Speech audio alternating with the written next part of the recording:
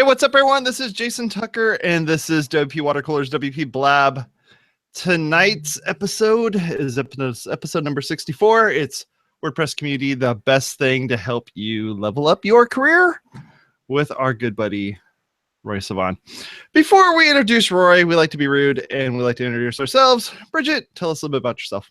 Hey, I'm Bridget Willard. I'm the marketing manager for a company called WordPress. We have a plugin that helps you do online donations, and we collect 0% commissions.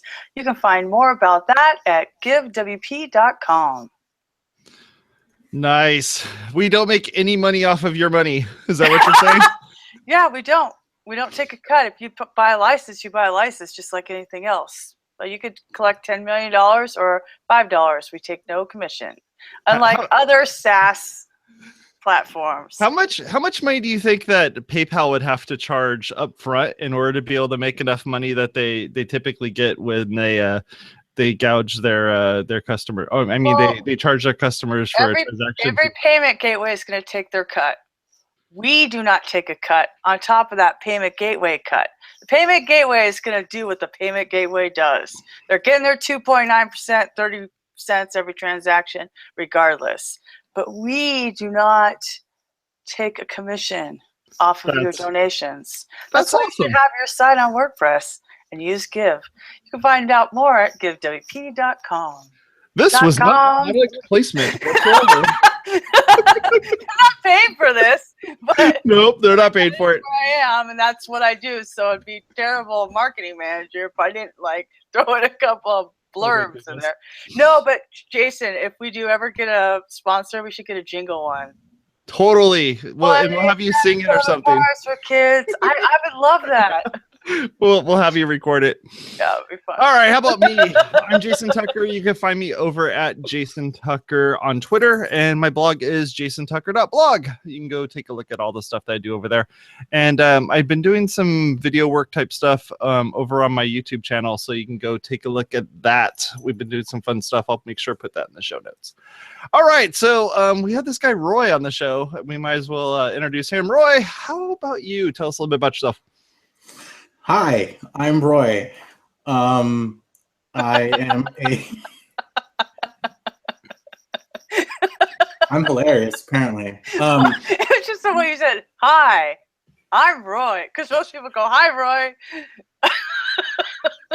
Sorry. Anyway, I'm an enterprise level developer. I work for a small company called Disney.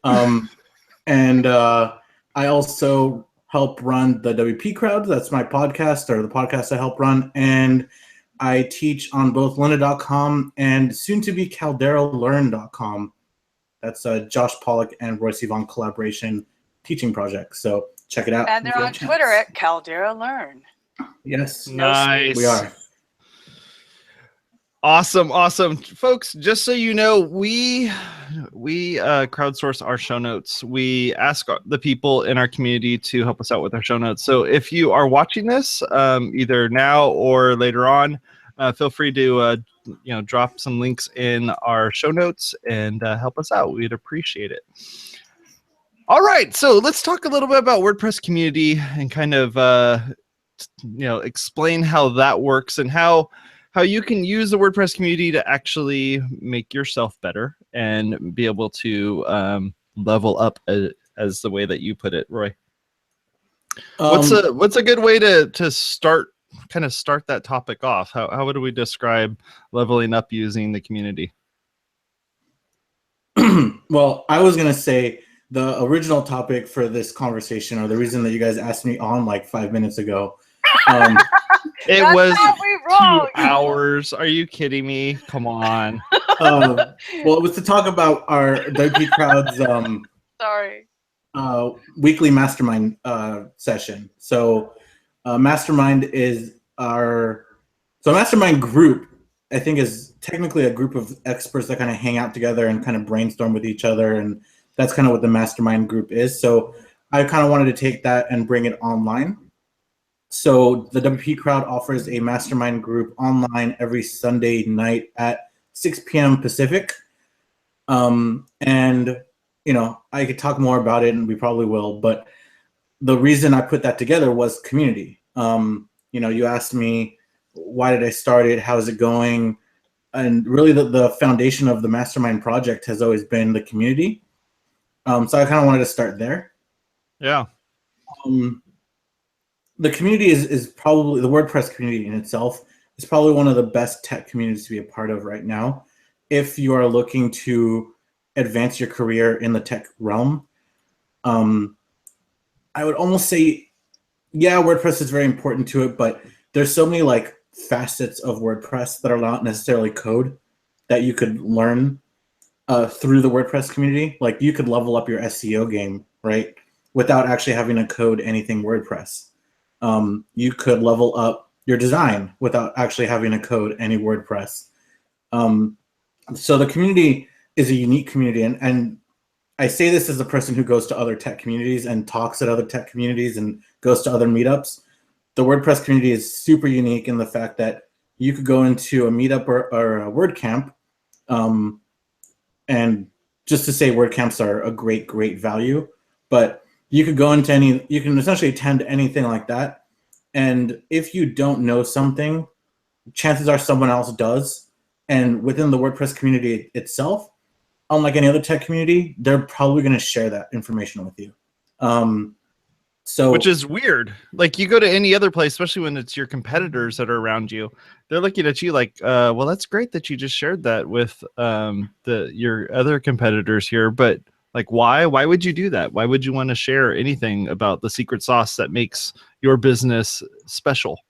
Yeah, exactly. And code too. Like, I feel like I've been to a few meetup groups outside of the WordPress realm where if I asked a very basic question, I get scoffed at, like, oh, you don't know that? Why are you even here? While WordPress, most of the time, if someone is going to ask a simple, entry-level question, the worst response you're going to get is a link to the documentation. Like, at worst case scenario, they're going to be like, here, you should go to this website and learn. But in the average use case, they're going to explain to the person or you what it is that what it is you want to know, how to code it, what you should be looking into, and they're going to give you keywords to Google. And that's kind of like way different from any of the tech community I've been a part of, because usually they kind of scoff and will sometimes help me depending on the person. It's just so hit or miss. But with WordPress, I feel like you're going to get a good answer out of almost anybody. Yeah, I mean, I'm part of I'm part of a group of churches called the Church IT Roundtable, and churches aren't competitive. There's no like, we saved more souls than you did, or anything kind of crazy like that. So the idea about having a community where there is no competition, yet you're still wanting to kind of help one another out, is cool, because you can say like, hey, I'm trying to do this thing. What did you guys do? And that's where like things like LoopConf have come around, and these other communities where it's like, we just run businesses. How do I run a business correctly? And that's kind of the cool part about those types of things, is that you're able to at least like learn, how do I run a business, or how do I get more leads, or how do I, do affiliate type marketing or any of that sort of stuff, without having anything to do with WordPress, which a lot of us are building sites on WordPress. So we want to learn more about how to use WordPress specifically. Yeah. And there's just so much opportunity to network with people, learn from people. And honestly, it was a WordCamp. It was WordCamp LA where I was speaking that got me my first gig at Disney. I mean, somebody was in the audience and was like, dude, I heard you speak. You should come work for us. That is freaking cool. So like that alone, right? And yeah, the same group kind of went to my meetup a couple times, so they knew who I was. But it was really that WordCamp that I got to speak at, and I was talking about JavaScript or something cool, and and like a few weeks later, I had an interview, and I was starting my first day on the job at Disney. So that's cool. That's what you want to do, and you want to level up your game, no matter what path you want to go in. You can kind of find that path and find the network to get you there. I mean, one of the coolest stories I know of is actually Bridget's story of kind of going from construction whatever, not knowing anything, and now she works for one of the biggest like plugin makers in the WordPress ecosystem. And now she has a GitHub, her own GitHub account. Boom! Yeah, all I in one know. shot. She knows open source, like what the purpose of open source is. It's been, yeah, I kind of got thrown in the 12-foot end of the pool. I was telling Jason the other day, and he goes, "We told you we were throwing you in with the sharks." I go, "You did, you did."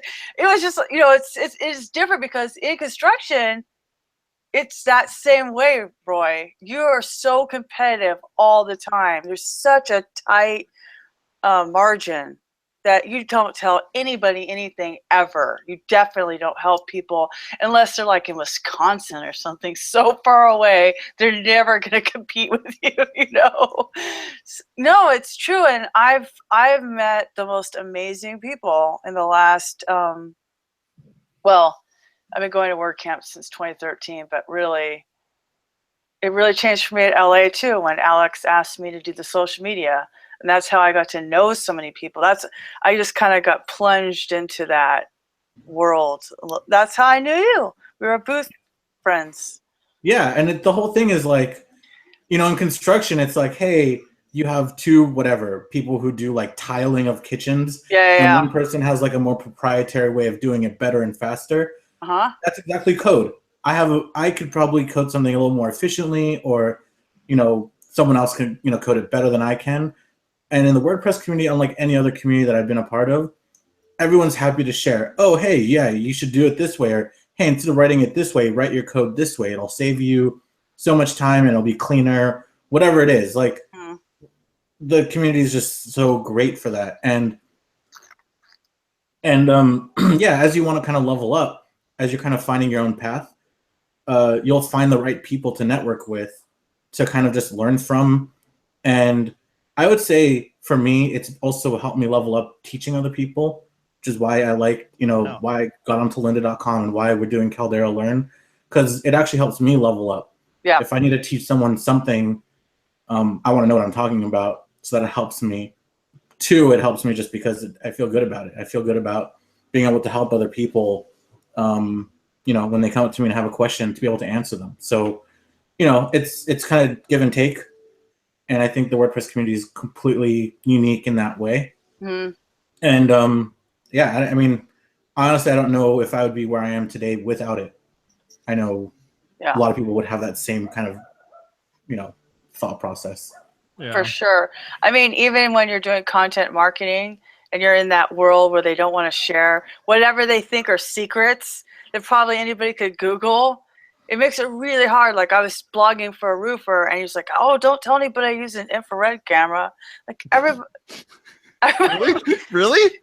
Come on, dude. I mean, because, you know, it was about leak detection, and so clearly this is not some proprietary method. Whereas in a open sharing community like WordPress, all of your tips and tricks are things you can put on your blog, which help establish you more, which help you network more. Like, can you imagine that guy's LinkedIn? Like, if he had his LinkedIn, it's like, I don't use any of this stuff because there's no way I'm going to tell anybody that I'm using an infrared scanner. Like, no way I'm going to tell anybody. I'm just walking around with a stick, and I'm walking around with one of those sticks, and I'm just kind of swinging it around looking for water on the ground. It like, was really? It was just, I mean, I love him as a good friend and everything, but like, yet the mindset was, don't know what I'm doing, you know? And right. But the reality is there's only so many ways you could do roofing. Like the proprietariness is what, like like putting the gold plating on it. It's so lame. But it's true though, because once you get in this, and I've seen it, like the more I've interacted with all of you guys who've been in this and everything, the more I'm like, well, why would you ever want to not have your data? Like, now it's like, oh my God, why would you be on a SaaS platform? You don't have your data. Oh! Like, it feels like so insecure. Like, you just handed somebody your checkbook, you know? Like, oh my God, why would you ever do that? So anyway. And that's something you learn being part of the community. I did, because I didn't know. I mean, like, what do you mean I don't have my data? I can cut and paste anything and put it wherever. But it's not the same. And I've learned that from all y'all.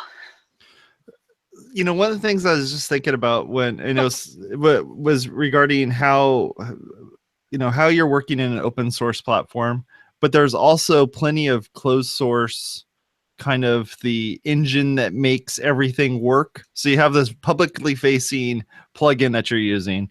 Like an example that I could come up with would be like something that Security does. So Security has a plugin that does scanning, and it looks on your website to see if there's any like vulnerabilities, what have you.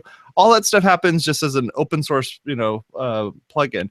But then there's these pieces that are tied into it that are very closed source, that are sitting over in a black box, and they're doing their job on that side of it. So you never hear about them walking around talking about like all the things that they built that part of it with. They're only talking about the publicly facing side of things. So how do you feel about that, Roy? Like having this like closed source, secret sauce that actually makes the money, and then you have the open, almost like an advertising piece that shows off, here's the things that we can do, and also the things that we can provide you either for free or at like a freemium model.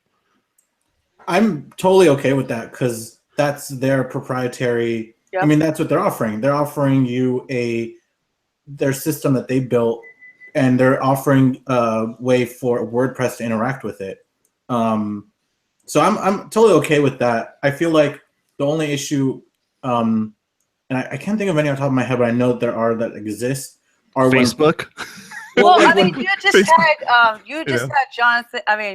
Jason Lemieux on, and Postmatic is exactly the same way. Mm-hmm. He has all those email servers, and that's proprietary, but you get in with Epoch and Replyable and everything like that.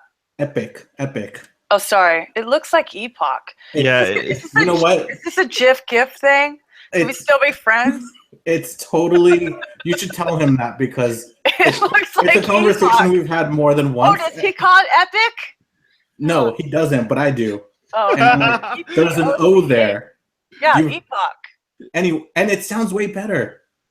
It totally does. Epoch sounds like a date in the 1970s that you need to remember. Well, to be honest, we love you, Jason. We love you, Jason. A lot of his stuff is actually also open source. Just he, runs it on a server that isn't open source, right? And then connects it to his plugin. So, I mean, that's another great thing about WordPress is that I don't want to say that there's people that are not, there's like a level there, right? Like if you were in another dev community and you said, hey, I'm using this open source software to run this, right? Yeah. They would go and not pay you a dime.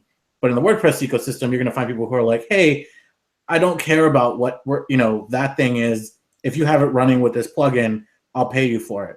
Yeah. And that's what makes kind of the WordPress economy, I guess, work behind the scenes. I was going to say that I don't like people who close source their plugins and I, you can't because you have to install on your site. So technically they're still like there, but due to licensing, some people try to get you with the license, and even though they're not supposed to have any other type of license, they'll still have a license on it where it's like, hey, you're not supposed to be able to, you can't take this code.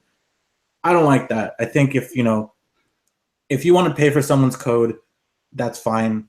Use their software. But if they're going to open source it and they're going to be part of an open source community, they shouldn't close themselves off. And there's so many benefits to open source. And I know we've had this conversation before, and Bridget was on the other side for a long time.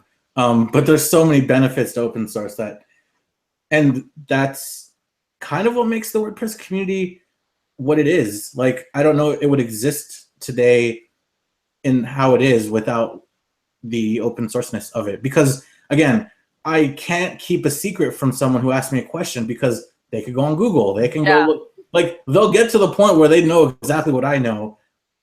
So why waste their time and not just let them get, why not just share the secret sauce, whatever it is. Right. Well, and the fact that there's an overlap in the Venn diagram, the people who believe in open source and people who are generous. So you just have this huge demographic that's definitely generous with their time, with their intellectual property, and everything like that. The only time they're not generous is when they complain that a plugin license costs less than a latte, or like, I remember when we were talking about recurring donations, and I was like, that's less than how much I pay for a Hootsuite every year. But people are like, oh my God, Gravity Forms wants $100 to integrate with whatever. That's like, let's burn this place down. Like, so there's a funny like balance there, you know? Right. Well, I mean, that exists because the WordPress ecosystem or the WordPress community is so large that you get people that are on so many different levels. Like, if you look at WordCamps, this is a great example. WordCamps are $40 for a weekend full of whatever you want to take out of it. Basically, WordCamps are, you could take a whole bunch out of it. You could just go there to network. You could go there and just be a sore loser all day for $40 and still get free lunch. Yeah. Go to any other tech community, and LoopConf is still even cheap. Like, LoopConf is the $600 to $800 range, I think. For oh, really? Oh, yeah. And most dev conferences are like, oh my gosh, $1,200. Yeah. You know, $1,500. Mm-hmm. And granted, those are people that are getting, most of those people are getting their work to pay for their right, you know, right.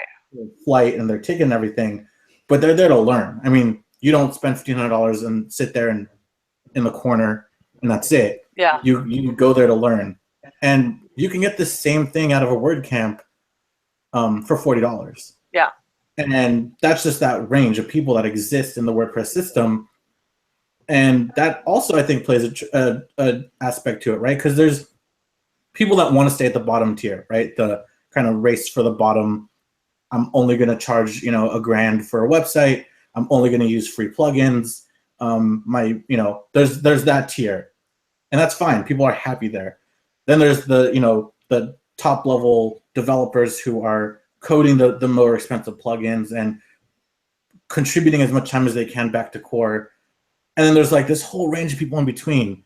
And if there's anyone who wants to go from the bottom to the top, the community is always there. And there's always ways to use the community to your advantage to help you get there. Yeah. Through events, through people. There's just so much to be had. And these podcasts help too. Yeah. I mean, they're all part of it. It's part of my WordPress immersion program. So it's funny because it's a joke, but it's not. So Kevin Hoffman was saying, like, because a lot of times people just are, it's fascinating to me how many people work in WordPress and don't even know about the WordPress community or meetups or WordCamps or anything. And they're just out there on their own with Google and maybe Advanced WordPress Facebook group or something. I don't know, like, it's just crazy. Like, I don't know how you would do this by yourself, but I'm a little partial because he works for us. But Kevin said, and you're like, oh my God, tears.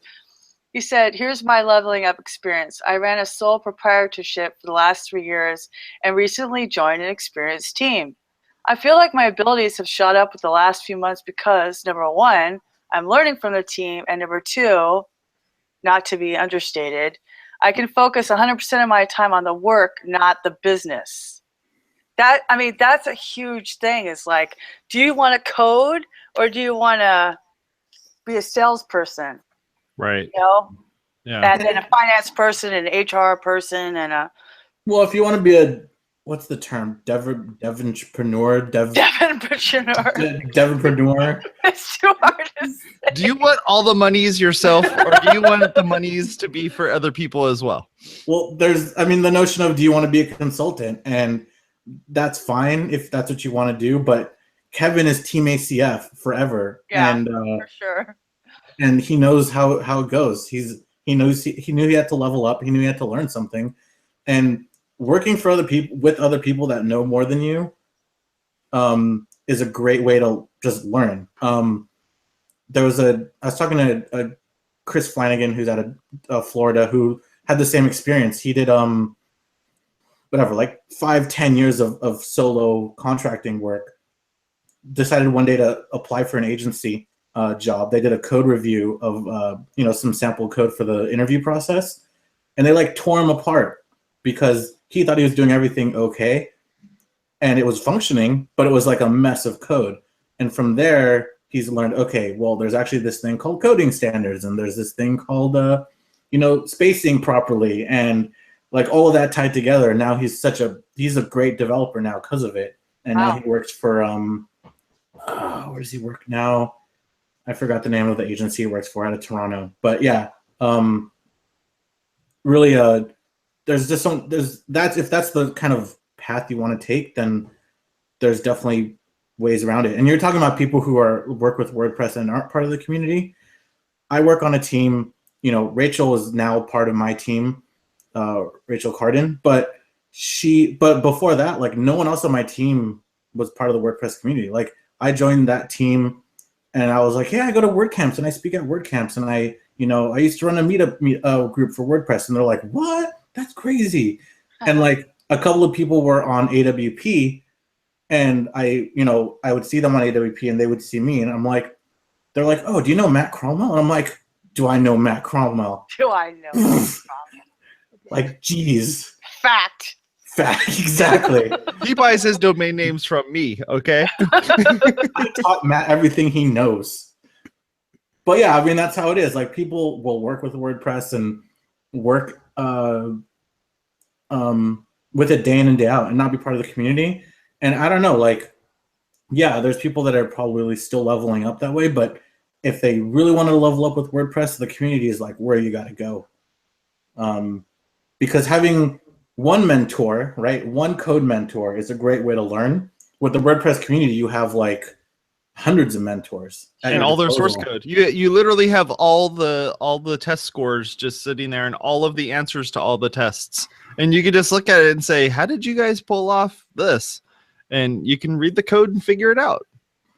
And reading the code is a great way to learn code. Yeah. If you want to level up as a developer, read code. Yeah. Well, I mean, that's what they tell writers. If you want to write better, you have to read more. Yeah, it's exactly the same thing. I'm on this new kick where I think people who really want to learn code should go work for people like WP Site Care, where all you have to do is deal with debugging issues all day. Because you would learn so much if all you were doing all day was debugging. Right. Like, that's why I learned like 90% of my new code is debugging issues. And if that's all you did all day, you would learn so much so quickly. It'd be a freaking nightmare. I'd hate my life, but I would learn so much. And actually, WP Site Care is an advertiser. Check that out. No, just kidding.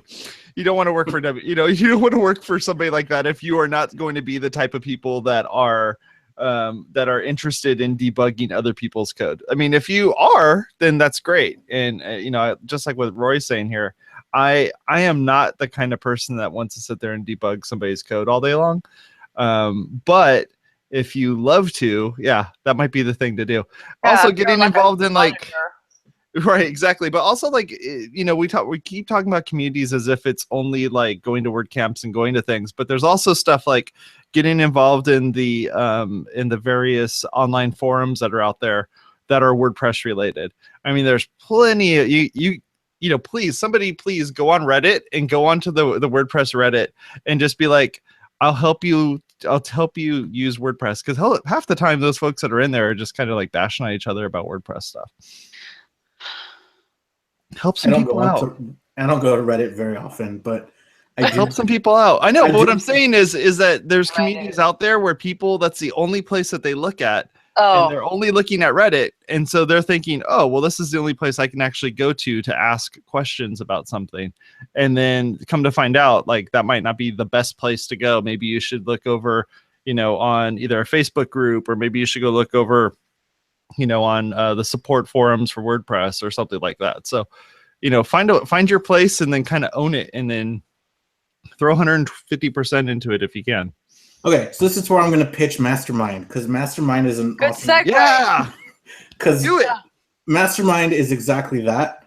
So most of the people, I don't want to say most of the people, but people who work in agile development know what a stand-up is. A stand-up is essentially usually like a quick meeting you have most of the time every day, where you have to answer just a few questions. You answer, what did you work on yesterday? What are you going to work on today? And do you have any blockers, right? And that's the time where everyone on your team is together. So if you have a blocker that's kind of from someone else, you guys can actually talk it through, or take it as we call it, a parking lot, and take it to a side conversation before you go back to work. Mastermind is kind of. Do you roll for initiative at any point, and do you have to have your character sheet in order to be able to play this game? Oh my god! It just sounds like Dungeons and Dragons at this point here. So there's blockers, and there's. I mean, I've never worked on a team before, so like an AA sponsor. Right, exactly. I'm not. I know what a stand-up meeting is. It's a meeting when you're standing up. Well, it's the stand-up because we want to get through. Yeah, and that's really quick. And like, as soon as there's a side tangent conversation, like 4 people yell out, "Parking lot, parking lot," because we want you want to get out of it as soon as possible. Oh, so the slapjack version of a staff meeting. Oh my gosh, that's crazy. Slapjack. So it's just a quick update for everyone to know what you're working on, and then what the team. You get an idea of what the team's working on as a whole, like what projects are going on. So I haven't actually watched any of your masterminds just yet because of the fact that it happens on the weekend, and I can't get myself around to actually watching one just yet on a Sunday. But fun fact, they're not recorded, so you can't watch them. Oh. I shall figure out a way. I'm gonna DVR that, dude. It's gonna happen. I'm gonna make me a TiVo. So are you using any of these concepts on the program? I don't want to say show because it sounds like it's a recorded event, but on this streamed event. Meetup. Yeah. Are you using any of these things to be able to keep things on track and to kind of keep the ball rolling? What are these things? All of these concepts that you talked about regarding agile. Oh yeah. Stuff. So the mastermind starts out with kind of like banter, chit chat as we wait for everyone to kind of join in. And we get to a certain point where it was like, 2-3 minutes in, we're like, okay, we'll cut it. Then I literally go around the room from my own screen. And I ask everyone to do just that, answer. But since we're weekly, I say, hey, what did you work on last week? What are you going to work on this week? And then instead of like, what are you blocked with? It's what are you blocked with and what can we help you with? And then that I actually write into a chat. And then I come back to it. So as soon as the conversation veers off into the problem too much, I say, hey, let's go to the next person. And then we'll go around the room, making sure everyone gets their, kind of their check-in done. And then I'll look back at the chat, go back to the first topic I said, and then we'll do basically an open discussion about it. So like a great example is our very first one. I was actually in the lobby of the hotel for LubeConf.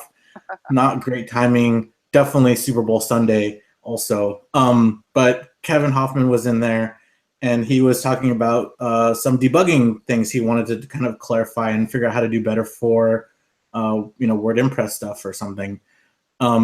And there was, I think, Jonathan Perlman was on, and Robert W. from Australia was on. I think that was just it for that first show or that first kind of meeting.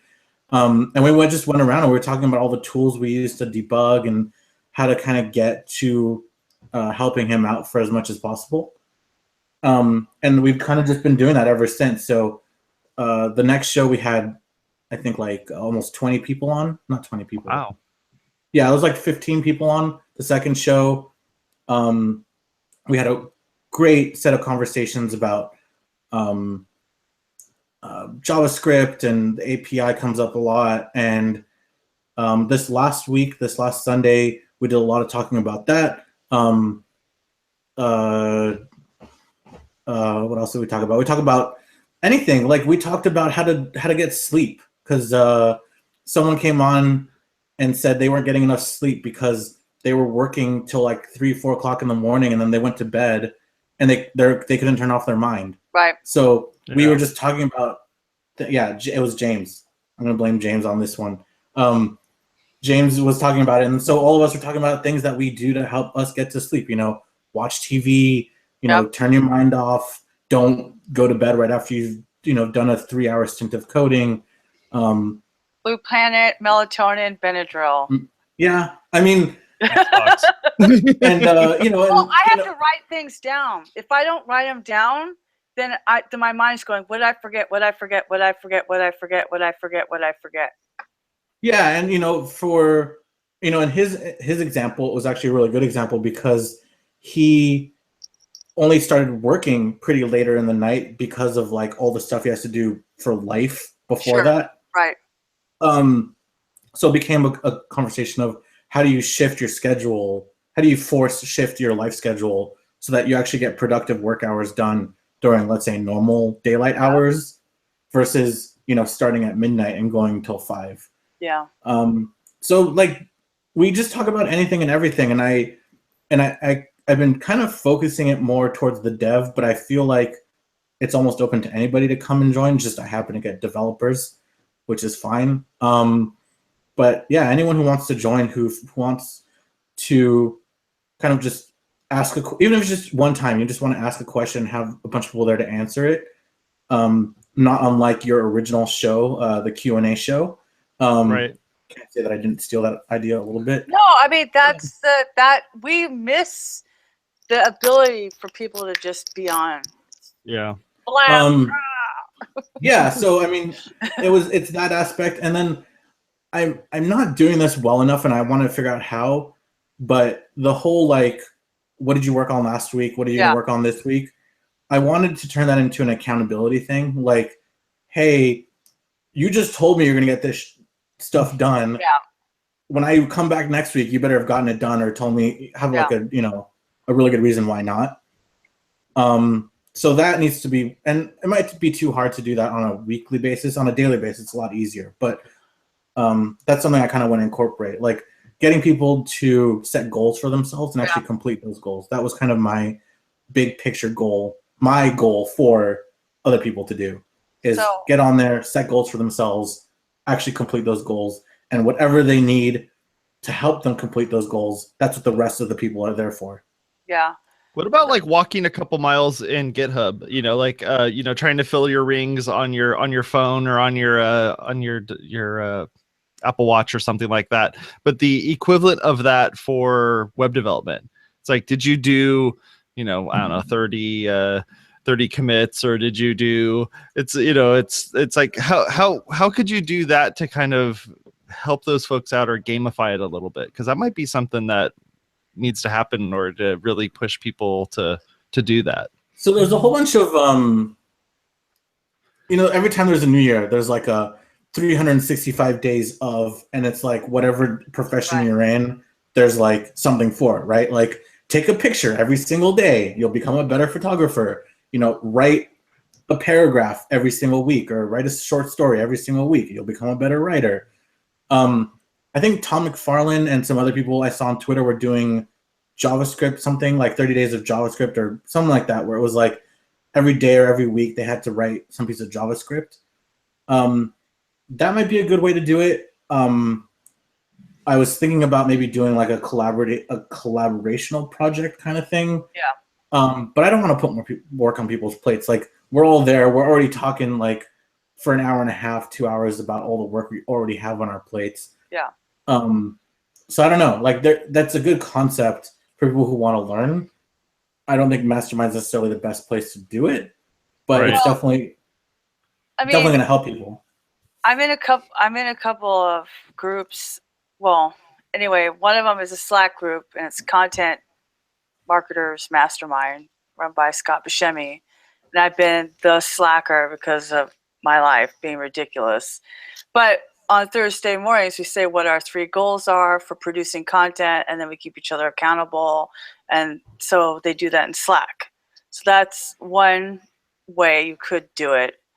For Women Who WP, we do that same thing.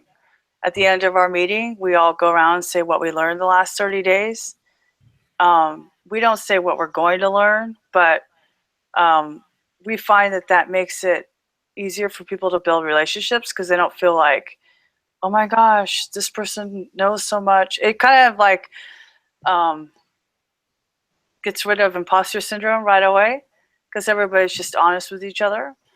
But people could Google Doc it. Or you could partner up, accountability partners. There's a lot of ways you could do that because as you grow, it will take too long. Because Jen and I are talking about this, and Elizabeth, like if we start getting beyond 20 people, it's going to take too long to go around the room. So like we might have to split into 2 groups of 10. So as far as keeping people accountable, you might want to see natural pairings. Yeah, I mean, it's something that I'm thinking about. For right now, I think we've got a pretty good groove going. I like being able to just hop on Sundays and see. We have basically the core, like I don't say core group. We've only been on for like 3-4 weeks now, but there's people who have definitely been on, like Jonathan and Kevin, who've been on every single week. And then we've gotten new people. There's someone who I met at LoopConf who's just getting into the WordPress ecosystem, and like her question I think was like, how do I get started? Where do I go to learn? Or can I get some tutorials, like links and stuff like that? So Mastermind is again, I open it to anybody. By the way, if you do want to sign up for Mastermind, just go to the WPcrowd.com. There's a link in the nav bar for Mastermind. Once you sign up, it's just you'll get a weekly notification. I send out an email, like a blast every Sunday morning, just reminding everybody that we're going to be on with a link.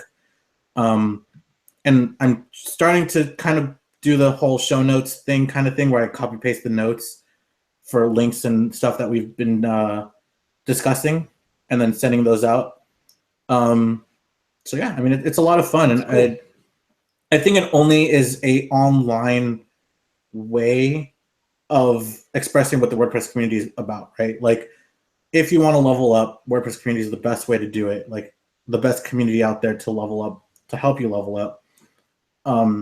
This is just like one small piece of that. And I wanted to bring that online because not everyone can be part of a meetup group, or meetup groups are once a month. Sometimes it's really hard to get to it. Or right. Yeah. It's a problem. I mean, it's trust tricky. me, just finding the date and time, like picking Sunday evening was like such a pain because I was like, all right, it's weekend, but not everybody wants to meet up on the weekend and get on the chat. And it's 6 p.m. my time, which is 9 p.m. Eastern, so that's kind of late for some people. You kind of just have to commit to it. And I respect so much the people who are on it every single week, because that means they're dedicating their time to it. And it shows that they are willing to create those goals for themselves and actually, come and ask questions and get help at the same time.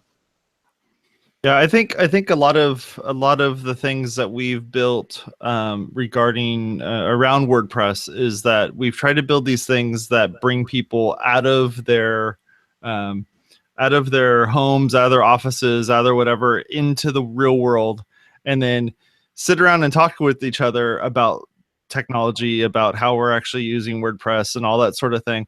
But you're removing yourself from the thing that you need to have, which is the computer that's going to allow you to, show off the things that you're working on and stuff. And so I think what you're doing, Roy, makes a lot of sense, because you need to be in front of the computer to show the thing that you're doing, or you need to be in front of the computer to explain the code that you're working on or the problems that you're having with. So I don't know. I think that's a great way of going about it, and I think that you're doing an awesome job with starting that up. Yeah, I mean, like the live thing is kind of my biggest. It was always my biggest issue, right? Like when I was first learning, I had no one to ask. I didn't get into the WordPress community till way later in my WordPress life. But I had Google and I knew how to Google, so it was okay by me. But you can ask anyone, especially Josh, because I love pestering Josh Pollock. But he'll tell me something's in the documentation or how to Google something all the time, but I still go and ask him for everything. I'm like, hey, how do you do this? Or hey, your code says this, why? Or I'll ask him some blatantly easy question that I could easily go Google myself, but I don't really care. I'd rather hear it from him because it's still technically faster and more efficient that way. And I get a live human response, not like reading something. Live humans. See, that's the thing. And I was just talking about this the other day, that Google is great. And I love Google. I'm very good at searching myself. But there's a serendipity that happens when you're talking to people, and ideas that come across that you would never have thought of if you hadn't had the conversation. Yeah, I mean, it's definitely true. And that's why I like the live. Both. Yeah, I like the live aspect to it. And I think that's something that I was kind of missing when I was learning and I was leveling myself up. Was I had all these great tools. I had all these great tutorials and videos, and even videos were still kind of iffy. There weren't even that many back then. But now it's like, hey, if you can make the commitment to come join me on Sunday evening, I can make the commitment back to you and help you for that hour and a half. Like, that's what it is, right? Like, I'm not going to help you out of WordCamp when I know as soon as we leave WordCamp, you're not going to take anything I said to heart. But if you're willing to dedicate an hour of your time to come speak with me on Sunday evening, I'm going to dedicate that time back to you and help you out. So, you know, because you're showing me that you care, that you want to actually level up. And I'll have side conversations all the time. Like, there's one lady who joins us who is not actually a WordPress developer at all, but is an Angular developer who wants to learn WordPress because she knows Angular. So I'm now setting up meetings with her, you know, in my off time throughout the week to actually talk to her more in deep about it, because only so much time during the mastermind to do that kind of stuff. And you're learning by teaching. So when you're sitting there explaining something and she asks what she thinks is a dumb question, and then you look at her and go like, I never thought about that. And you're like, give me a minute. And now you're having to learn what it is, or even just start writing up some code to test some theories and stuff. I don't know. I think that's cool. I not time wasted whatsoever. Even when it comes just to, if you're purely looking at it from your point of view of only, helping yourself, you're definitely helping yourself by helping somebody else. Definitely. And yeah, it's been a lot of fun so far. I hope more people start showing up to it and we can kind of grow it to be something better, and maybe even splinter off into subsets of it, or have like another meeting for people who want to join at different times. But so far so good. It's been growing, and it's been awesome. I mean, last week we even had a recipe for some like chicken salad shared because somebody was eating chicken salad and I was like, that looks delicious. And so we got into this whole chicken salad conversation. That's awesome. I love that. So what else, Bridget? What other kind of community type things we can talk about that that would help other people level up their WordPress careers? Well, I mean, a lot of communities do hackathons. Yeah. Yeah. And I know Orange County just did their developer meetup, fixed problems that were brought up at the general meetup. So it was kind of the same thing, but in person, where I wasn't there because I was like, why am I going to go to that? I'm not a developer. I just go for the words, for the 50-cent acronyms. But you could have showed up and said, how do I do this thing? And they would have been like, oh, well, here's how you do this thing. And then everyone would have learned from your quote unquote dumb question. Yeah, I know I don't really have any questions right now. I haven't been working on building anything. Mm-hmm. Is there a misconception when I say, or people say level up, that automatically means code? No, like, no. I don't take that. I don't think that. I mean, I think it's when you have a particular skill and you're wanting to become better at that skill, or you have a skill that you wish you could add additional skills to be able to then make yourself, it's a unicorn builder. Yeah, for me, 2016 was about writing more and writing marketing briefs, which I had never done before, and I'm still super rusty at it, and going to client meetings on the phone and, teaching more. And so there was a lot of things that I was doing that don't involve actually anything new as far as being in the admin goes. I'm doing more project management. I'm leveling up. Like, I'm doing all this like Asana Slack stuff. It's like the things that I'm leveling up on are so different. There's no. Okay, so Jason asked you other ways in the community that you can level up, and you like automatically went to a hackathon, right? So that's awesome. If I'm not a developer and I'm in the community and I want to level up my whatever it is I want to do, can you think of any other? Because I only know developers, right? Right. Can you think of any? Have you seen any other things that people have done in the community? Oh, for sure. Because our Women Who WP, I mean, that's just what I go to. It has everybody, right? It has writers, graphic designers, front end, back end, all of that, right? So a lot of people are just doing more of what they were doing, right? So I've seen a lot of people write more, write better, write more frequently.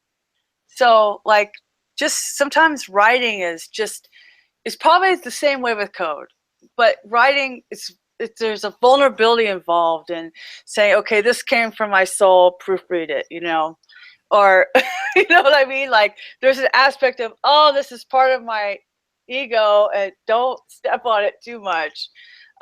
Writing is really tough. So we've had more people writing and more people. James is bringing up in the chat, more people speaking. So we've been trying to encourage people to present for the first time, even if it's not being recorded, so it doesn't really matter. Like, there's no way you can do anything wrong. We're just your friends and we're eating dinner, so tell us what you know. So we're trying to foster that environment where people will want to speak more. So for us, for that group, leveling up, for us, universally is speaking more and presenting more and teaching whatever it is that we do know. One of the best things we did at Los Angeles WordPress, which is formerly Hollywood WordPress, was we did an open show and tell where people could sign up and we'd have a full show and tell. Everyone gets like 5-10 minutes to just show something they're proud of. And because it was mainly consultants, it was all like, hey, I built this website. Hey, I built this website. Yeah. I'm really proud of this website. You should do the same thing, but like allow it to be anything. Hey, I'm really proud of this blog article I wrote. Hey, I'm really proud of this paragraph I wrote, or I'm really proud of this presentation I gave. Like things like that. I think people need to be more proud of things they do, no matter what it is they do. Because everyone has those moments, right? Like if you're going along in life, there's always gonna be that moment where you're like, oh, I'm proud of this thing. Yeah. And yeah, you might not be proud of it 2 months from now because you've learned more, but whatever it may be, you're gonna be proud of it at that moment. So I wish we did more of that kind of stuff in the community. I feel like we don't showcase cool things that aren't necessarily code enough. That's interesting. Yeah, I've been recording these meetups that I go to for quite a while now, and I've been thinking a little bit, especially now that we're talking about this here on the show, that I don't know if recording every single one of these events is something that I should do, or if it should be every couple of them, because of the fact that you have people that show up, just like you were talking about, they show up and they're a consultant and they want to show off some project they're working on or some project they're in the middle of. And you're like, I don't know if people should actually see that are outside of the room that you're in, because you have no idea who's going to be watching this stuff. Do you guys do any recordings over at your different meetups that you go to, Roy? So I'm not part of Los Angeles meetup anymore. I'm not a co-organizer anymore. I had to drop. But we used to record every single one with a digital camera and a microphone PA system. And Greg Medor, who's now still a co-organizer, used to spend a good amount of time just editing that video and then putting it on YouTube for us. And to be honest, like I see the value in it sometimes, but those videos don't get much like traction on YouTube. Like WP Crowd, which doesn't get much traction, still gets more traction, gets more viewership and more comments. So I think it really depends on the content, right? Like if you feel like it's going to be beneficial to everyone in the community, then go for it, do it. I like AWP. They have their live session, right? So they allow you to join, right, their meetup live, but I don't know if they record it necessarily. But I think that was a cool aspect to it. I think that was more meetups should do that, not necessarily record. Well, the reason why I brought it up is because of the fact that, we're trying to find these or trying to expose these ways in which somebody can be a part of a community and then be able to interact in some way or learn in some way. And I think there's value there if you know what's actually in that video file that you're going to click on and watch. Yeah. But if you have no clue, the title is, this month's meetup, and that's all it is, and no one took the time to write any notes or any. Oh yeah. I mean, that's also kind of a given. That's totally a given as well. Most meetups are also not, 10 to 30 minutes. They're Right. super long. Oh, no right. one's gonna want to sit there through a 2-hour, 3-hour long, full length feature movie meetup. Right.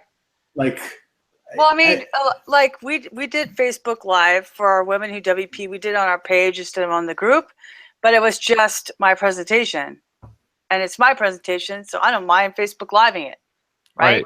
So I would maybe, Jason, like maybe at the dev meetup, if Dre Armada is there and it's a 30-minute thing, you just do the 30 minutes when he's speaking and then shut it down. Maybe that's a good hybrid solution. Yeah. Yeah, if you want to get more people involved, like outside who are not coming to your meetup, I don't know. It's like hit or miss. Like as a presenter at a meetup, I take meetups when I present at meetups as like the place I go to like start off a new talk that I'm going to eventually want to give at a WordCamp. Like the first time I think of a new idea for a new talk, I go, hey, can I present this at a meetup? And then I'll go present it at a meetup, and I'll figure out what works and what doesn't work. And I'll tweak it from there, and then maybe I'll either give it at another meetup, or I'll just say F it and I'll go into a WordCamp with it. And I'll do it at a WordCamp. I'll do 2 or 3 WordCamps and make it, polish it up till it's pretty good. And then I stop using it altogether once it gets to perfection. But because of that, I feel like a lot of people do that as well. It's not just me. People kind of go to meetups to get out of their shell for speaking to the public, public speaking, get out of their shell or start a new talk altogether. Maybe the content isn't, worth recording sometimes. Like, this is like, it's like when you see like clips of stand-up comedians or comedians like doing stand-up from like 20 years ago, and it's like completely horrible, but they're super funny nowadays. It's kind of like that. It's like, there's meetups that I've given presentations at where I'm like, I hope this recording never makes it online, because that was just a bad presentation. And like, I lost the audience 2 minutes in. Yeah. Well, I mean, the stuff that I'm recording the stuff that I'm streaming onto Facebook Live that is now being archived on Facebook isn't recorded in a sense that I'm going to repurpose it, unless I feel that there's something of value, like you said, that the general public could totally get something out of, and then I would take the time to actually chop it up and make it into a video for people to be able to watch. Yeah. But if you're up there going like, I'm proud of this thing that I built and it's blue and I want to make it red, how do I make it red? I mean, I don't know if that's something that anyone wants to really learn, but if it's something where it's some ridiculously deep discussion that we're talking about or something, then it probably makes pretty good sense. I think the best way to interact or get people to interact with your community or bring them into your community is offer the live, whether it's Facebook Live, because you can still comment, right? Right. And I know, Bridget, you weren't like sitting there reading the comments at the same time, but people were still commenting as they were watching. No, I was reading it. Like, just I didn't have my readers on.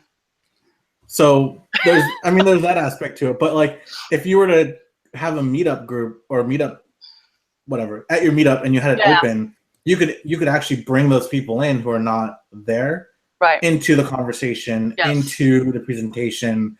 I think I did this with Josh Pollock. I think when he first released now his defunct plugin Ingot, which is an A/B testing plugin, I had him do a hangout session with my meetup group, and I had it on the TV, and he did a full walkthrough of why you need to do A/B testing and how to use his plugin to do it.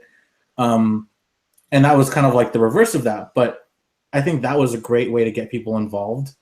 And so that was like the next step. Like, I wanted to see how I could get people outside, and AWP does this really well. Like, every time they have their thing live, I try to make a point to join and make sure that I'm watching and try to be part of the conversation with the people who aren't actually there. Yeah. Another great way to level up as well. It totally is. No, I don't know. I think that going to these events or watching stuff on WordPress TV or looking on YouTube videos that exist out there, watching the various shows that are out there, or listening to audio podcasts might be, a great way to be able to level up and be able to figure out what's going on there. You know, one thing you were talking about earlier, Roy, regarding the groups that people go to or the things that may not be WordPress specific. I remember one time I was trying to figure out how could I find designers that aren't WordPress specific designers, but find some designers to help me out and, you know, be able to kind of listen to them and see if there's somebody that I actually want to work with. And so I went over to one of the Adobe meetups that was happening in my area and went in there and kind of watched a couple of presentations. And then we went around the room and somebody, you know, they're asking what you do and this and that. And I was like, oh, I'm Jason. I build WordPress websites, blah, blah, blah, blah. And they're like, oh, wow, WordPress. Oh, I've never used WordPress before, you know, because they're all using whatever else, some Adobe product. And so I was like, that's great. You know, I'm looking for designers, you know, what can I do to either help you out or you maybe at some point could help me out. And that was, I don't know, for me, that was a great way to kind of get outside of my shell a little bit there and learn about stuff that's outside of WordPress, but still totally relates to it if you kind of, you know, apply a little bit of a spotlight there. Have you guys done anything like that? I know Women Did WP does a bunch of those sorts of things, but have you gone to any other kind of technology events that could help you out in that? I've done other meetup groups quite a few times for React, for Angular, for what else? I once I got onto meetup.com for WordPress, I was like, all right, let me see what else is out there in the tech community. And then you're like, whoa, I'm at a adult kickball league. What the heck happened here? Mastermind is now canceled. Roy's playing softball. Yeah. Right. So yeah, no, I totally joined a whole bunch of meetup groups, and I try to go to as many as I can. Mm-hmm. I haven't as much as I used to. Yeah. I think in April I'm doing NGConf, which is a Angular only conference. I'm actually speaking at it. Wow, nice. My topic is building Angular applications with the world's most powerful CMS, the world's most used CMS, something like that. Popular. Something really, really fancy. Like, yeah. I had to ask someone else for help for the title because I was like, how to build Angular WordPress, and they're like, here, change the title to this instead. It sounds way better. And you're like, so folks, this is Jekyll. Check this out. But yeah, I mean, there's a notion of when I talk about leveling up, I can't not talk about stop using WordPress if you really want to level up. Like, if you really want to learn something for WordPress, go learn it and don't use WordPress for a little bit, and then take what you learn and bring it back. I learned a whole bunch about development by stopping to use WordPress for 2 years. Like, I still use it consulting and stuff, but my day job, I would start working at like a .NET shop, .NET MVC and JavaScript, and I was primarily front end. And at work, we didn't touch WordPress, and I learned so much about the difference between back end and front end development and coding standards for front end development only, that I brought all that back with me to WordPress, but I had to spend time away out of the WordPress bubble to really get there. Like, anytime I talk about leveling up, I talk about stop using WordPress for a minute, and you'll actually learn a lot more. When you're not even dealing with the code, right? So like, if let's say you're writing, I think writing is kind of agnostic to begin with. So is design. Like, people say designing for WordPress, but designing for WordPress doesn't mean anything.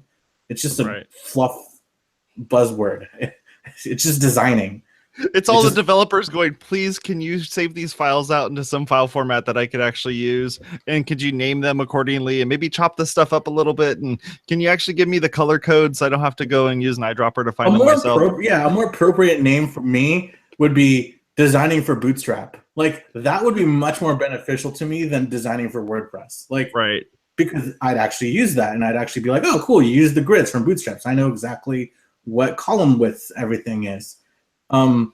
Like, development is, you're kind of sucked into this WordPress ecosystem. So that's like the only time you really have to say, okay, I got to stop with WordPress and go learn something else and stop, but you can learn so much and then come back to it. and being part of other communities will help along that way. Yeah. But I guarantee you, as soon as you stop, or as soon as you go to another community, you're gonna immediately miss the WordPress community, like instantaneously. Yeah. You're gonna be like, "Where are all my friends? Where are all the nice people?" Where And all yeah, the- you'll find like nice people, but you're not gonna find them in the quantity you will in the WordPress community. Yeah. I mean, it is, I will tell you that, and Kevin can bear witness to this, that as somebody who writes blogs, I cannot even tell you how difficult it was for me to write content for a web page.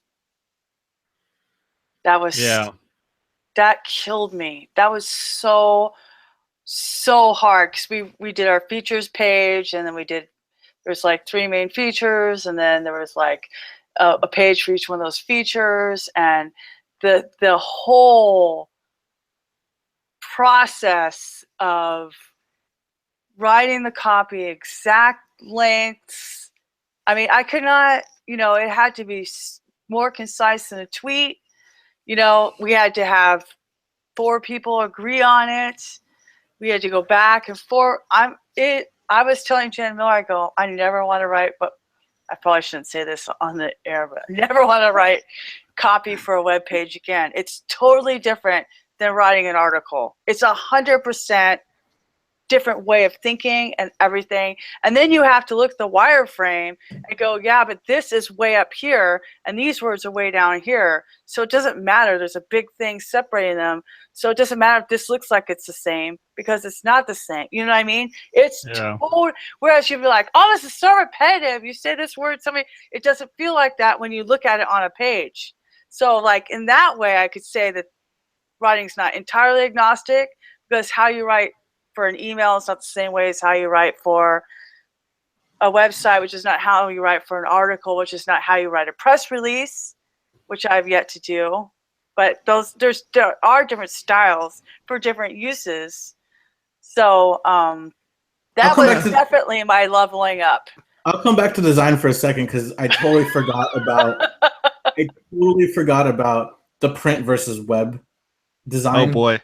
Because I've definitely worked with print developers who try to do web design. So how many picas is that supposed to be? How many picas do I need to make that go across? My favorite thing to deal with was always when I asked them, so what happens when the content's actually longer than what's in there? Because they'd have like a box beautifully designed for their content. Yeah. And I'm like, okay, this is a paragraph. What if they have 3 paragraphs? You can't have it.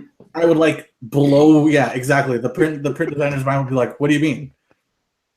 I got to learn jQuery scroll bar. Like, it allows you to do like custom scroll bars inside of a div. I got to learn how to use those really well for a couple websites, because print design is completely different. And everything she sent to me was like 7,000 DPI, and I'm like, this is way too big. Look, back in my day of using all this PageMaker, okay, and trying to do things with freehand, you got to spend some time there trying to learn how to do this stuff the right way for print. And yeah, it's not the same anymore. Your print and web are 2 totally separate things. I'll tell you what, I like writing, I like tweeting, I like teaching. I do not like website building, and I'm glad that's not my job.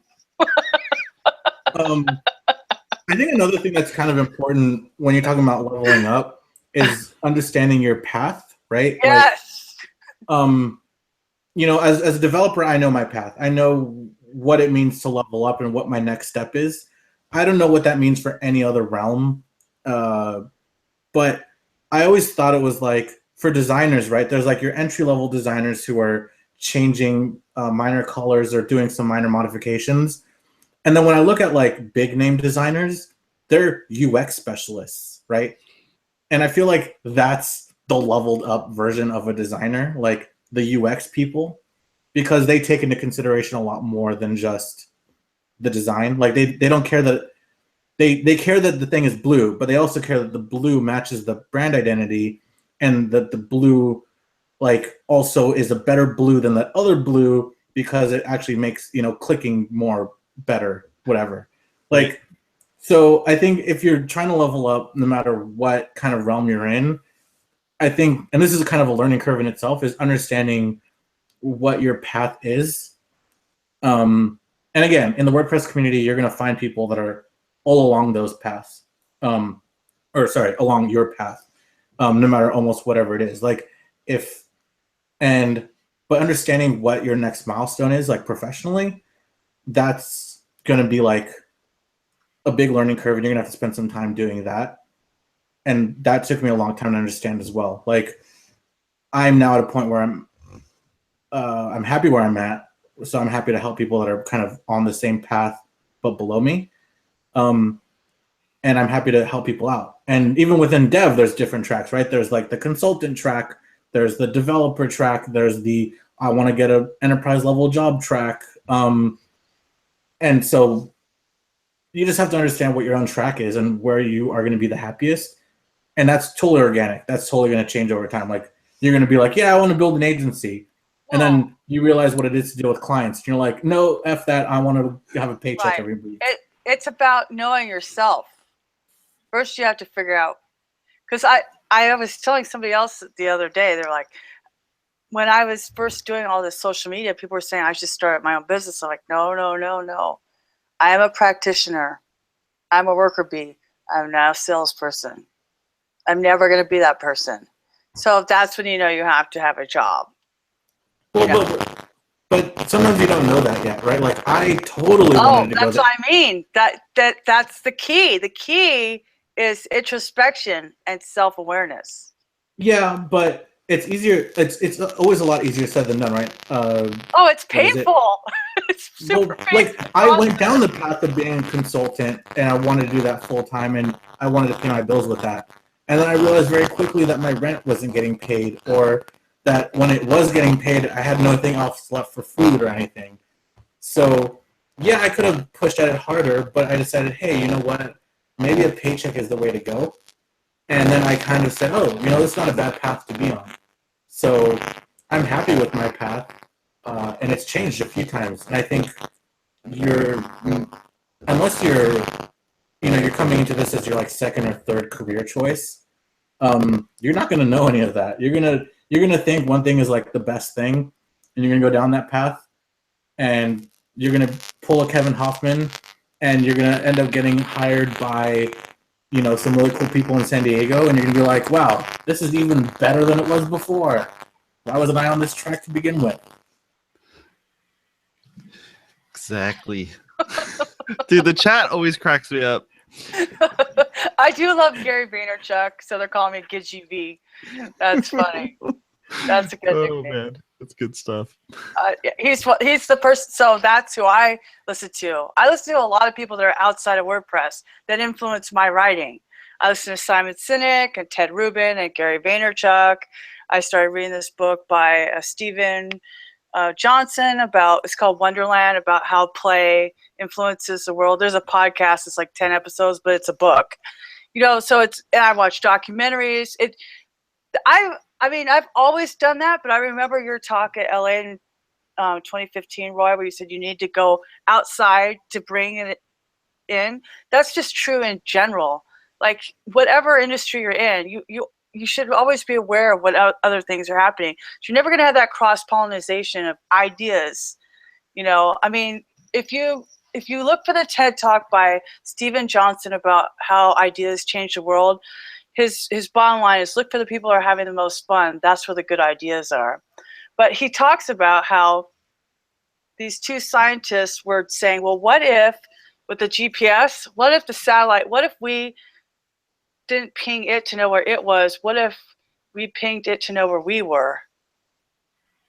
And that's how GPS and then Ronald Reagan sourced it, and that's why we have GPS. So it's a really great 15-minute talk about how ideas in their Renaissance time happened in the coffee houses, which were going to be banned for wasting time by the king. But what happened was all these people came together from all these different industries, and then they had these great ideas that actually, became innovations, actual innovations. And so, now all these years later, people are using the GPS on their phone to find a cup of coffee, that kind of thing. And I think it's super important to always talk to people from other industries and to get and to not only listen to, like you were talking about the WordPress bubble, like just leveling up in some ways is just listening to other things that aren't WordPress, listening to other things that aren't tech even. And that way, you know, you just get another perspective for one thing, because in our mastermind, when I started going to our social media mastermind, you know, I'm pretty dogmatic about anything. I was going to say about Twitter, but I'm pretty dogmatic, period. Like, that's just my personality, ISTJ, you know. So the thing is that I just sat back and I listened to other people and I go, wow, you're really learning how somebody else is thinking. And you can see why they think that. And maybe you don't agree with it, but then you go, okay, so other people out there think that you can fill seats up and that's why they buy followers. Like, you know what I'm saying? Like, I couldn't understand, why would you buy followers? It's garbage. Those are garbage people. They're not real people. But then a PR person, well, that's what they do. They buy seats, they sell tickets, they fill the seats. They just want the seats full. And I go, oh, that's interesting. You know, like, I don't agree with it, but it exposes you to other ways of thinking. And then you can address those pain points, you know. So I think you should keep preaching that. I think that what you're doing, Roy, is really valuable. As far as, like, even since I started watching the W crowd, I can't even keep up with you people because you're leveling up as a group, as a podcast, as a show, as a blog. And it needs a Cliff Notes version. And that reminds me, remember we were talking earlier about accountability? What if those people wrote articles on the WPcrowd.com? There's your accountability. Boom. Again, I don't want to give them extra work, but it's not a bad idea. I love but if they wanted I love the free content. Yeah, but they might like it. They might want a guest post. Not as like, I will bring it up on Sunday. I will let any of them write blog posts on the WP crowd. Pretty much let anyone guest write if they want to. So. Anyway. I was going to say, speaking about social media marketing, there's one other really, really great thing about WordPress. The WordPress community, and that's without it, I really don't think Twitter would still be alive. Oh. Like, honestly, it's the one community, and I don't know why, but it's like the only community that I know that uses Twitter to communicate with each other. Well, there's actual communication, yes. They're actually communicating, yes. But like everyone I talk to, it's like if you go to any WordCamp or meetup, it's like, I don't care anything about you. I just need to know your Twitter handle. If you don't have a Twitter handle, that means we cannot talk. Communication has stopped. No, I mean, I was looking at the Startup Grind global conference a couple of days ago, and it wasn't very hard to out-volume it, and I wasn't even there. People aren't tweeting. At Startup Grind. That's crazy. They must have all been Snapchatting each other or something. The Tinder guy was there. The Lyft guy was there. The Waze guy was there. Periscope was there. That 12-year-old kid from Forbes was there from Chicago. I mean, really big names all over the place. But I was just sitting there going, I cannot believe people aren't tweeting like that at a WordCamp. The WordCamps are totally, like, you can hardly keep up with a WordCamp. Oh yeah, if you're not at a WordCamp, but you are like subscribed to like the hashtag, you could almost pretend you're there. Yeah. I mean, you're gonna get up to date with like what people are talking about. You're gonna get quotes. You're gonna get quotes, selfies, pictures of the donuts you're not eating. Yeah, it's awesome.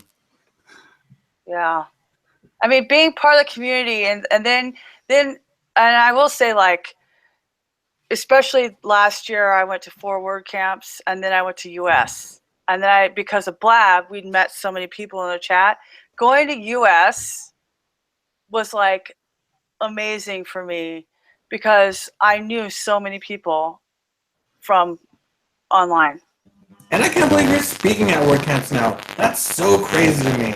I was like, damn. I remember we were like arguing about open source to you, and now you're speaking at open source conferences. You better remember us little people, all right? I'm just saying, I am speaking at Atlanta about why you should join a meetup and invest in the WordPress community.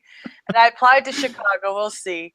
Yeah, we're leveling up by attending more WordCamps. That's what we're doing. Like, we're trying to go to 12. One day you're gonna be in a hotel room like the day before your talk, and you're gonna be like, "I'm writing my notes now," or like, "I'm writing my slides right now." Yeah, but my slides have to be approved by Davino, so that's why I need more time. In fact, I have a big sticky note that says, "Finish my slides," because I'm still not done. Because only 30 minutes. You know how long I could talk about the WordPress community? We've been doing it for an hour and 37 minutes. Just walk up and hit play. Just walk up, go.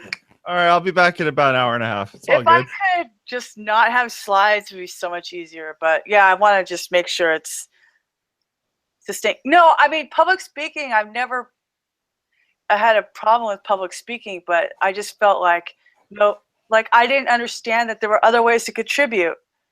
And like, even when I was at Cincinnati and Andrea Middleton was like, you could join the marketing team on Contributor Day. I go, there's a marketing team? I had no idea. Now I'm part of the community marketing team for WordPress. It's crazy. That's awesome. I mean, Awesome. we just wrote an editorial calendar for meetups. I mean, how crazy is that? So yeah, it's been weird. It's been cool. It's been a good year and couple of years, year and a half, whatever it's been.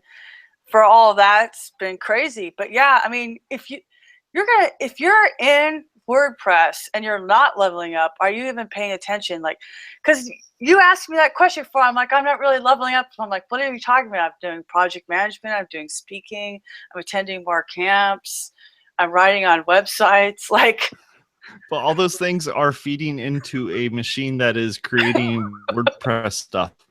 Yeah. You are you are contributing to core of your business. Well, I'm and that's really the thing, isn't it? And it was funny because Jason Cannell and I were talking about this Tuesday. Why we spend, and because he's on the marketing team too, and why Devin spends time in the support forums and why we all give back is because our business and our livelihood, their business, my paycheck, is totally dependent on code that was donated by some of the smartest people on this planet. Mic drop, right? Yep. Yeah, and you can't be too hard on those who, like you said, are you paying attention? If you're not leveling up, you're not paying attention.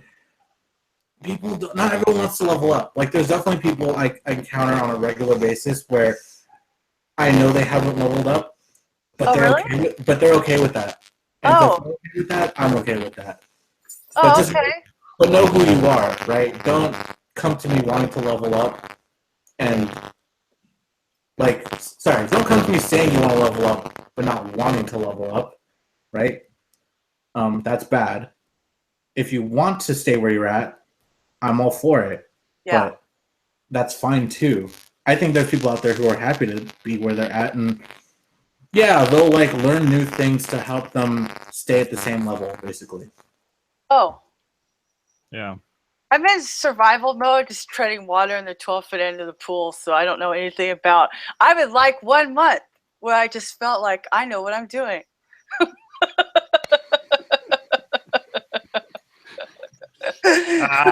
You're doing fine. No, but I'm exaggerating for the sake of humor. The point is that the more that you're in it, the more there is to learn.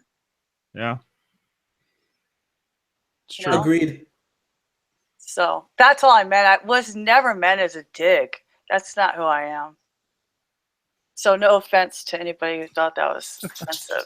You need to do a retrospective though, like who you were, WordCamp 2013, who you are WordCamp LA 2017, and how you've come professionally. Because I think that'd be your WordCamp Atlanta talk right there.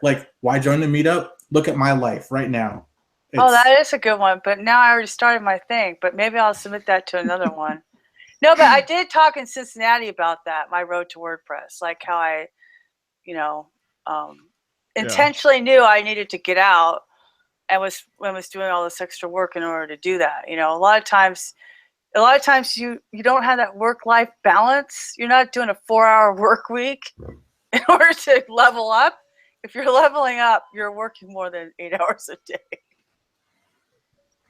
We can agree on that, right, Roy? Yes. Okay. We can agree on a lot of things.